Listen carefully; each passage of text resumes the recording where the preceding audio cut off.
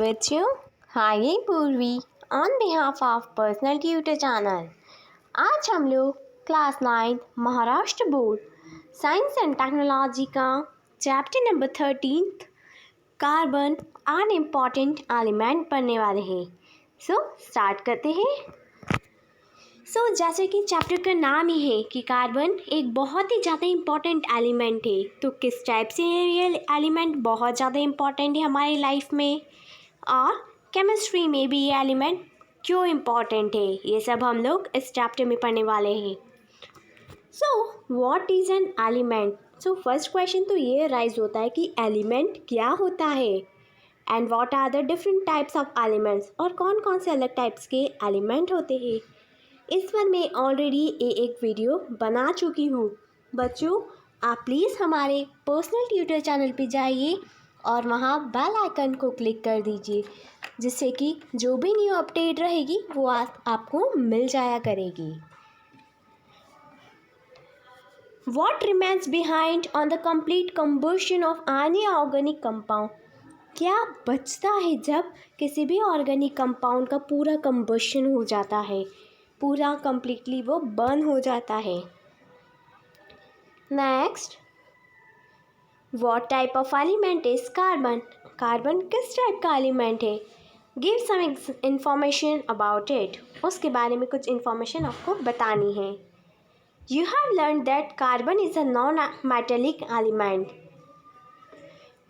हम लोगों ने ये पढ़ रखा है कि कार्बन एक नॉन मेटेलिक एलिमेंट होता है, ये मेटल नहीं है। You have also learn about its occurrence in nature and in the form of some compound. हम इसके बारे में भी पढ़ चुके हैं कि हमारे नेचर में कार्बन का क्या ऑकरेंस है, कैसे कैसे कार्बन पाया जाता है, और उसके कौन कौन से कंपाउंड में कार्बन हमको मिलता है, इसके फॉर्म्स क्या है। So here is an activity. Take some milk in an evaporating dish. Heat the evaporating dish on a Bunsen burner. What remains behind at the bottom of the evaporating dish on complete evaporation of the milk? हमको एक dish में कुछ milk लेना है और उसको हमको continuously heat करना है, यानी heat the evaporating dish on a Bunsen burner पे हीट करना है। तो उसके बॉटम पर क्या बचेगा जब वो मिल्क कम्प्लीटली इवोपरेट हो जाएगा? एक बार करके देखिए, थोड़ा सा मिल्क लीजिए और उसको इवोपरेट करके देखिए। Next, take small sample of sugar, wool, dry leaves, hair, seeds, split, pulse, and plastic in the separate test tubes. Heat each test tube and observe the changes taking place in the substance. What does the black substance remaining in each test tube indicate? यानी जब हम इन substances को heat कर देंगे तो जो black substance बचेगा उस टेस्ट ट्यूब में वो क्या इंडिकेट कर रहा है हमको?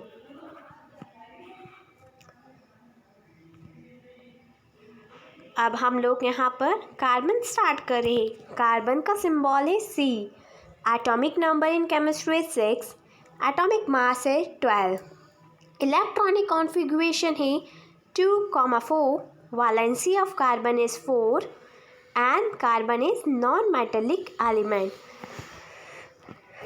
The element carbon is available abundantly in the nature and occurs in free as well as in the combined state. जो कार्बन है वो हमारे नेचर में कभी तो हमको फ्री फॉर्म में मिल जाएगा और कभी वो किसी और एटम के साथ कंबाइंड स्टेट में मिलेगा। In this chapter let us study the properties of non metallic element carbon. इस चैप्टर में हम कार्बन की सारी प्रॉपर्टीज पढ़ेंगे। Make a list of all the substances or objects that you have used in the daily life from morning till night and divide those substances into the column in the following table. यहाँ पर आपको table बनानी है जहाँ पर objects और substances की list prepare करनी है और उनको डिवाइड कर देना है।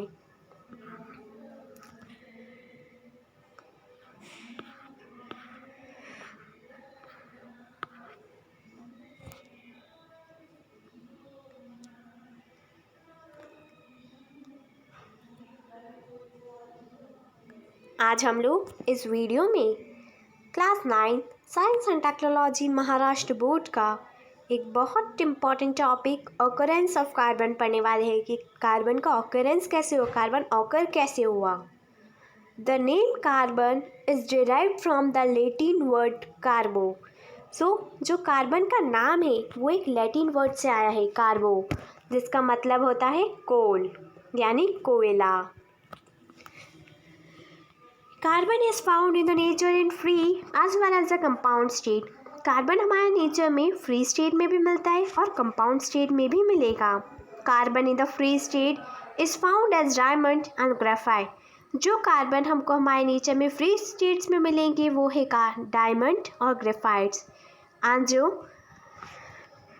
इन the combined state in the following compounds. और जो कंबाइंड स्टेट में मिलेंगे वो हमको यहाँ पर कुछ नाम बता रखे हैं as carbon dioxide and in the forms of carbonates such as calcium carbonate, marble, calamine। जैसे कि कार्बन डाइऑक्साइड के फॉर्म में, जैसे कि एग्जाम्पल दे रखा है calcium carbonate ZnCO3। Next is fossil fuel such as coal, petroleum and natural gas।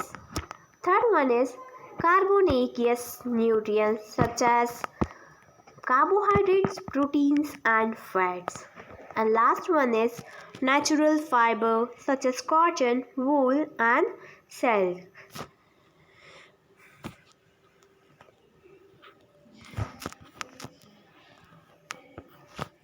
So today we discuss science capsule, which is an important topic of class 9th Maharashtra board। In the Earth's crust, carbon is present to the extent of approximately 0.27% in the form of carbonate, coal and petroleum। हमारे earth crust पर carbon approximately 0.27% में present है। वो चाहे carbonate की form में भी हो सकता है, कोल की फॉर्म में भी हो सकता है और पेट्रोलियम की फॉर्म में भी हो सकता है। इन atmosphere the proportion of carbon in the form of carbon dioxide is approximately 0.03। और हमारे एटमॉस्फेयर में कार्बन डाइऑक्साइड का प्रपोर्शन बता रखा है कि अप्रॉक्सीमेट वो है 0.03%। Some types of plants which grow on the ocean floor convert this carbon into the marine water into calcium carbonate। कुछ टाइप के प्लांट्स है ओशियन फ्लोर पर जो कि कार्बन को कन्वर्ट कर देते हैं कैल्शियम कार्बोनेट में। It is a science capsule. अब हम लोग इस वीडियो में class 9th Maharashtra board science and technology का एक important topic properties of carbons पढ़ने वाले हैं कि कार्बन की क्या प्रॉपर्टीज़ रहती है। First is allotropic nature of carbon. Carbon allotropic nature है। अब पहला क्वेश्चन ये आता है कि एलोट्रॉपी होता क्या है। Some elements occur in the nature in more than one form. कुछ एलिमेंट्स हमारे नेचर में एक से ज़्यादा फॉर्म में पाए जाते हैं। The chemical property of the different forms are the same but the physical properties are different. यानी उनकी अलग अलग फॉर्म्स में केमिकल प्रॉपर्टी डिफरेंट रहती है, और अलग अलग फॉर्म्स में उनकी केमिकल प्रॉपर्टी सेम रहती है लेकिन फिजिकल प्रॉपर्टी डिफरेंट रहेगी। This property of element is called allotropy. इसी प्रॉपर्टी को हम बोलते हैं एलोट्रॉपी। हमको एलोट्रॉपी से ये समझ में आया है किसी भी कंपाउंड का या किसी भी एलिमेंट जब वो अलग अलग फॉर्म्स में रहेगा हमारे नेचर में तो उसकी केमिकल प्रॉपर्टी सेम रहेगी बट उसकी फिजिकल प्रॉपर्टी डिफरेंट हो जाएगी। Like carbon, sulphur, phosphorus are also exhibit allotropy. ये जो एलिमेंट्स है ये सभी एलोट्रॉप्स है। आज हम लोग एलोट्रॉप्स ऑफ कार्बन पढ़ने वाले हैं। फर्स्ट इज क्रिस्टलाइन फॉर्म, यानी फर्स्ट एलोट्रॉप ऑफ कार्बन है crystalline. A crystalline form has a regular and a definite arrangement of atoms। यानी क्रिस्टलाइन फॉर्म ऐसा रहेगा जिसमें कि एटम्स का अरेंजमेंट रेगुलर रहे और डेफिनेट हो। Second, they have the high melting point and boiling point, उनका बॉइलिंग पॉइंट और मेल्टिंग पॉइंट दोनों ही हाई रहेगा। अ crystalline form has a definite geometrical shape, crystalline form का ज्योमेट्रिकल शेप भी फिक्स्ड रहता है, उसकी एजेस भी शार्प रहेगी, यानी उसके कोने भी बहुत शार्प रहेंगे, एंड प्लेन सरफेस, और इसका सरफेस बिल्कुल प्लेन रहेगा। सो कार्बन के 3 क्रिस्टलाइन एलोट्रॉप्स होते हैं, वो हम एक के बाद एक डिस्कस करेंगे। आज के वीडियो में हम class 9 Maharashtra board science and technology का इम्पॉर्टेंट टॉपिक डायमंड पढ़ने वाले हैं। स्टार्ट करते हैं। Diamond are found in India mainly in Golconda यानी कर्नाटक एंड पन्ना मध्य प्रदेश। डायमंड हमारे इंडिया में भी पाया जाता है, कर्नाटका और एमपी में भी।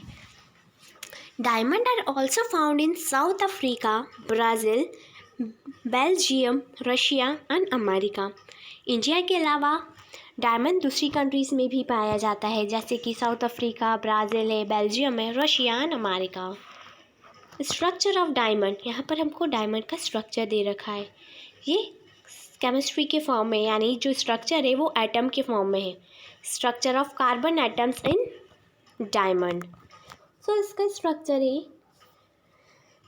इन diamond every carbon atom is bonded to 4 neighbouring atoms by covalent bond. इस डायमंड में हर एक जो कार्बन एटम है वो उसके आसपास के 4 कोवैलेंट बॉन्ड से बाउंडेड है। Therefore diamond has a tetragonal 3 dimensional structure, यानी जो कार्बन का स्ट्रक्चर है, जो डायमंड का स्ट्रक्चर है वो टेट्रागोनल 3 डायमेंशनल स्ट्रक्चर है, which make it very hard, जिसकी वजह से डायमंड बहुत हार्ड रहता है। Properties of diamond, brilliant and pure diamond is the hardest natural substance. The density of diamond is 3.5 gram centimetre cube. The melting point of diamond is 3500 degrees Celsius. When diamond is heated at 800 degrees Celsius in the presence of oxygen, CO2 is given away, and this process no other product besides CO2 is formed. Diamond does not dissolve in any solvent. Acid and bases have no effect on diamonds. Diamond is a bad conductor of electricity as it does not have free electrons. Uses of diamond. First uses of diamond is, diamond are used in the glass cutting and rock drilling machine. Diamond का use glass cutting में होता है और rocks की drilling machines में भी। Next, diamond are use in the ornaments. Ornaments में भी डायमंड का यूज़ हुआ होता है, जैसे कि हम लोग डायमंड की ज्वेलरी पहनते हैं। Diamond knives are use in the eye surgery. Diamond knives का यूज़ होता है जब आई सर्जरी होती है। Diamond dust is use for polishing the other diamond. Diamond का डस्ट भी काम आता है, जो कि दूसरे डायमंड को पॉलिश करने के लिए। Diamond is use to make the window, giving the protection from the radiation space and an artificial satellite. Diamond window में भी लगाया जाता है, विंडो को बनाने में भी काम आता है, जिससे कि वो रेडिएशन से प्रोटेक्ट करता है। A peep in the past. Once upon a time India was famous for the Kohinoor diamond. एक समय की बात है, इंडिया कोहिनूर डायमंड के लिए बहुत ज़्यादा फेमस हुआ करता था। The diamond was found in the 13th century in the mine at Guntur, it means which is in the Andhra Pradesh. ये जो डायमंड 13th century में मिला था, जब वो खदान में से ये डायमंड मिला था Kohinoor, and its weight was 186 carat. Kohinoor diamond का वेट बता रखा है 186 carat.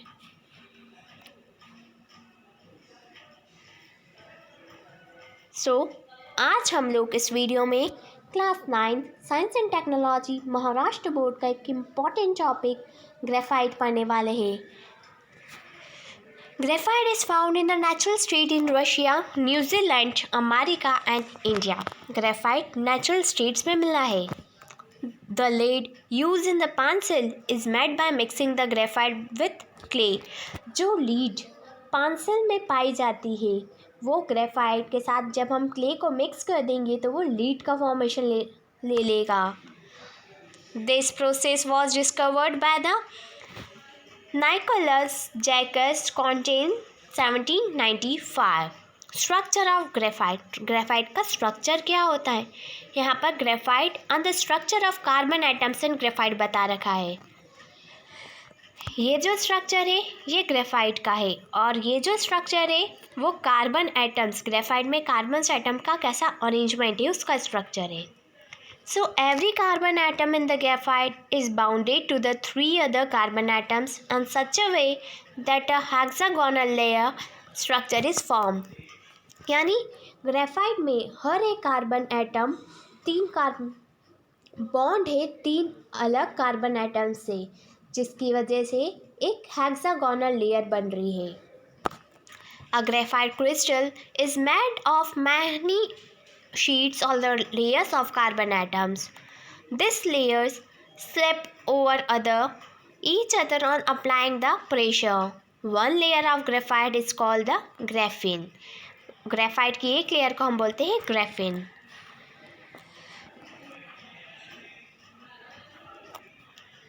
Properties of graphites are: graphite found in nature is black, soft, brittle and slippery. Inside each layer of graphite, free electrons move continuously within the entire layer. That is why graphite is a good conductor of electricity. Due to the layered structure, graphite can be used for writing on paper। उसमें बहुत सारी layer structure होती है, इस वजह से हम graphite का यूज़ कर सकते हैं कुछ चीज़ पेपर पे लिखने के लिए। The density of graphite is 1.9 to 2.3 gram centimetre cube. Graphite की डेंसिटी बता रखी है 1.9 से 2.3 centimetre cube. Graphite does not dissolve in most solvent. Graphite हर किसी सॉल्वेंट में डिजॉल्व नहीं होता है, even most of the solvent में डिजॉल्व नहीं हो पाता है। यूजेस ऑफ ग्रेफाइट क्या है? Graphite is use for making the lubricants. Graphite is use for making the carbon electrodes. Graphite is use in the pencil for writing. Graphite is used in the paints and polish. Graphite is used in the arc lamps which give a very bright light। I hope कि आपको graphite समझ में आया होगा। अब हम लोग class 9 Maharashtra board science and technology का एक इम्पॉर्टेंट टॉपिक फ्लोरेसेंस पढ़ने वाले हैं। ये फ्लोरेसेंस कार्बन का ही एक एलोट्रॉप है। सो स्टार्ट करते हैं। Fluorescence, an allotrope of carbon, is rarely found in nature. It is found in the soot and in interstellar space। ये interstellar space में पाया जाता है। The first example of fluorines is Buckminster fluorines 660 C60। This allotrope of carbon is named as fluorines after the architect Richard Buckminster Fuller because the structure of C60 resembles the structure of the geodesic dome he designed।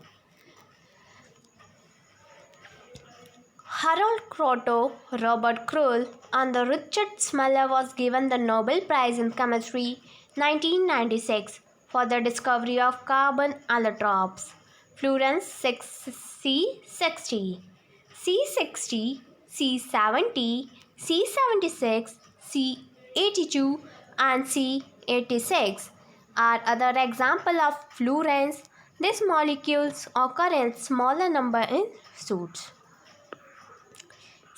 यहाँ पर हमको properties और uses दे रखे हैं। Properties of fullerenes are molecules of fullerenes are found in the form of bulky balls and bucky tubes. There are 30 to 900 carbon atoms in one molecules of fluorines. Fluorences are soluble in organic solvents such as carbon disulfide, chlorobenzene. Uses of fluorines are used as insulator. Fluorines are used as a catalyst in the water purification. At a certain temperature, fluorines exhibit superconductivity. I hope ये आपको carbon के तीनों allotrope समझ में आए होंगे। आज हम लोग इस वीडियो में class 9 Maharashtra board science and technology का एक बहुत इम्पॉर्टेंट टॉपिक नॉन क्रिस्टलाइन और एमॉर्फोरस फॉर्म्स पढ़ने वाले हैं। सो स्टार्ट करते हैं। The arrangements of carbon atoms in this form is not regular. Carbon atoms का इन फॉर्म्स में यानी नॉन क्रिस्टलाइन फॉर्म में कार्बन एटम्स रेगुलर नहीं रहते हैं। कार्बन का अरेंजमेंट बिल्कुल भी रेगुलर नहीं है। Such as coal, charcoal, coke are the non crystalline form of carbon. ये सभी नॉन क्रिस्टलाइन फॉर्म है कार्बन के। हम एक एक करके सभी के बारे में पढ़ेंगे। फर्स्ट हम पढ़ेंगे coal. Coal is a fossil fuel. It contains carbon, hydrogen and oxygen. It also contains nitrogen, phosphorus, sulphur. It occurs in the solid state and it is of 4 types. Coal एक fossil fuel है जो हमारे nature में solid state में पाया जाता है, जिसके 4 फॉर्म्स बताए। First is peat, second is lignite, third is bituminous coal and fourth is anthracite. So first अपन पढ़ेंगे pith. Formation of pith is the first step in the formation of coal. It contains a high proportion of water and less than 60% of carbon. यहाँ पर water का proportion ज़्यादा रहता है और carbon 60% से भी कम रहता है। Therefore, no much heat can be obtained from pit. जब हम पिट को बंद करते हैं तो हीट बहुत कम, बहुत रेयरली निकलती है। Then lignite. Pit was transformed into lignite due to the increased pressure and temperature inside the earth. Pit transform हो गया है लिग्नाइट में क्योंकि जैसे ही टेम्परेचर और प्रेशर बढ़ गया हमारे अर्थ में, वैसे पिट ट्रांसफॉर्म हो गया। It contains 60 to 70% of carbon. इसमें 60 to 70% आता है कार्बन। Lignite is the second step of formation of coal. Third is bituminous coal. Bituminous coal was formed as the third step of formation of coal. It contains 70 to 90% of coal. And the last is anthracite. Anthracite is known as the pure form of coal because this coal is hard and contain about 95% of carbon. जो anthracite है उसमें carbon का 95% रहता है। Next हम लोग पढ़ेंगे charcoal. The charcoal that is made from the animals is made from their bones, horns, etc. On the other hand, the charcoal made from the plant is formed by the combustion of wood in the insufficient supply of water, insufficient supply of air. Charcoal 2 type से बनता है, एक through animals और then through plants. जब animals, जो charcoal animals से बनता है वो एनिमल्स की बोन से और उनकी हॉर्न से बनता है, और जो चारकोल प्लांट से मिलता है तो जब वुड का कंबशन प्रॉपरली नहीं हो पाता, यानी incomplete combustion of fuel, incomplete combustion of would form the charcoal. जब हम वुड को कंबस्ट करेंगे वहाँ पे अगर एयर का सप्लाई सफिशिएंट नहीं होगा तो चारकोल का फॉर्मेशन हो जाएगा. Uses of coal. कोल के क्या यूज़ है? Coal is use as a fuel in factories and homes. Coal factories में भी यूज़ आता है, घरों में भी यूज में आता है। Coal is use to obtain the coal, coke, coal gas, and coal tar. Coal is used in the thermal power plant for the generation of electricity. Next हम लोग coke पढ़ेंगे. The pure coal that remains when the coal gas has been taken away from the coal is called coke. Uses of coke is used in the domestic fuel. Coke is used as a reducing agent. Coke is used in the production of water gas such as CO plus H2 and the producer gas CO plus H2 plus CO2 plus N2। I hope बच्चों कि आपको यहाँ तक सारे form समझ में आए होंगे। ये सभी non crystalline forms of carbon थे। आई होप कि आपको ये वीडियो अच्छी लगी हो and if you have any query related to this then comment in comment section. Thank you. Have a nice day.